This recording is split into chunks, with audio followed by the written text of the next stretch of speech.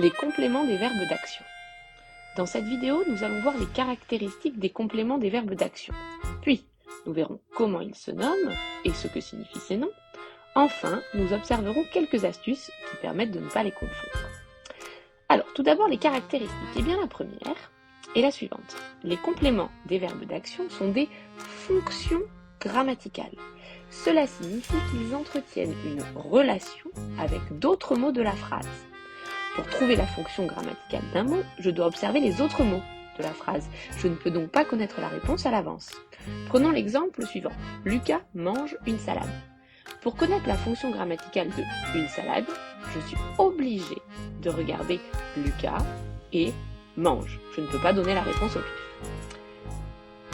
Les compléments des verbes d'action sont donc des fonctions grammaticales qui entretiennent une relation avec, tenez-vous bien, des verbes d'action. Incroyable! Cela signifie qu'il n'y a pas de complément de verbe d'action sans verbe d'action dans la phrase. Jusqu'ici, c'est plutôt logique. Troisième et dernière caractéristique, les compléments des verbes d'action sont essentiels. Cela signifie que l'on ne peut ni les supprimer, ni les déplacer sans modifier le sens de la phrase. Reprenons notre exemple. Je ne peux pas dire une salade, Lucas mange. Et si je supprime une salade, en disant Lucas mange, le sens de ma phrase est modifié. Lucas mange et Lucas mange une salade donnent deux informations différentes. Maintenant que nous avons vu les caractéristiques des compléments des verbes d'action, nous allons voir qui ils sont. Eh bien, ce sont les célèbres COD et COI. Vous savez, ceux dont on vous parle depuis des années et que tout le monde confond. Il est temps d'y voir plus clair. Pour cela, observons leurs noms. COD et COI sont des acronymes. Alors que signifient ces lettres? C signifie complément. Logique. Leur travail consiste à compléter un verbe d'action, nous l'avons dit. O. Eh bien, O signifie objet. Arf, ça se complique. Que vient faire objet dans notre leçon de grammaire? Eh bien, objet signifie verbe d'action dans la langue compliquée des grammairiens. C'est donc très simple. Le complément d'objet est celui qui complète un verbe d'action.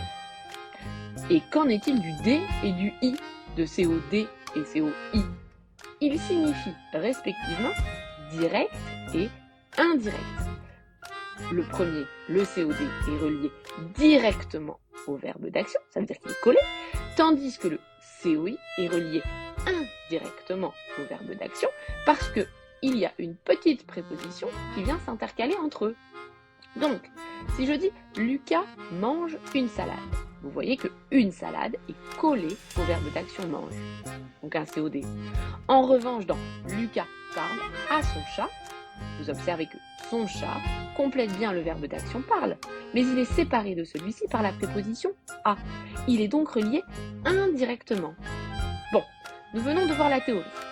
Maintenant, quelles sont les astuces à mettre en place pour trouver nos fameux COD et COI? Eh bien, il y a 4 étapes à respecter dans l'ordre.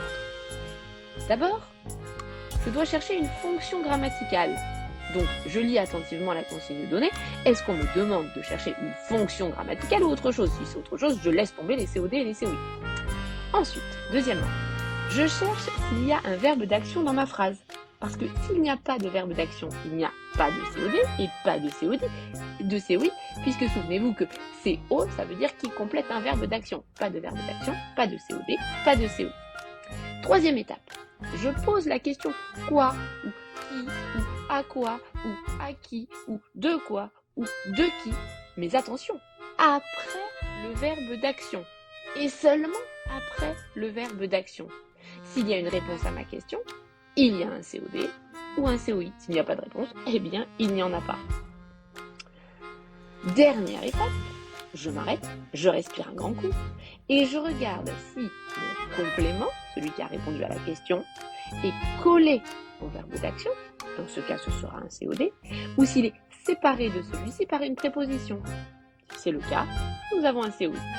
Bon, si tu respectes ces 4 étapes, tu ne peux plus te tromper et tu maîtriseras parfaitement le COD et le COI.